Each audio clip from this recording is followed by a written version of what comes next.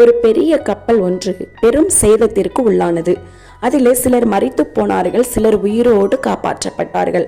அதிலே ஜான் என்ற ஒரு சிறுவன் ஆளில்லாத தீவிலே மாட்டிக்கொண்டான். அந்த இடத்திலே தன்னுடைய தாய் தகப்பனை பற்றியும் தன்னுடைய எதிர்காலத்தை பற்றியும் நினைத்து மிகவும் கலக்கமடைந்தவனாய் காணப்பட்டான்.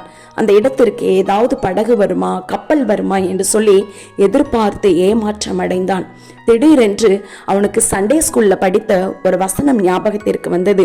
சங்கீதம் 121 அதிகாரம் 1 உடனே முழங்கால் படியிட்டான். வானத்திற்கு நேராக 2 கைகளையும் விரித்து ஜெபித்தான். ஜெபித்த ஒரு சில நாட்களிலே அந்த இடத்திற்கு எதிர்பாராத விதமாக ஒரு ஹெலிகாப்டர் ஒன்று வந்தது. அந்த இடத்திலே ஜான் காப்பாற்றப்பட்டான்.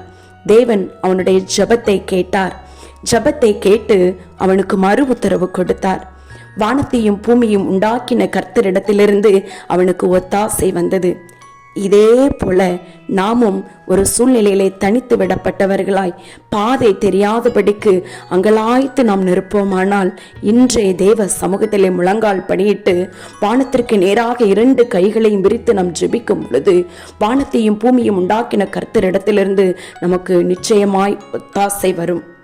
என்னை நோக்கி கூப்பிடு, நான் உனக்கு மறு உத்தரவு அருளி செய்வேன் என்று சொல்லுகின்றார். தேவன் நம்முடைய ஜெபத்தை கேட்கிறவர், அவர் வாக்கு மாறாதவர். ஆகையால் எந்த சூழ்நிலையாய் இருந்தாலும் இன்று நாம் தேவ சமூகத்திலே ஜெபித்து ஜெயம் பெறுவோம். அப்படிப்பட்ட கிருபையை தேவன் நமக்கு தருவாராக. ஆமேன்.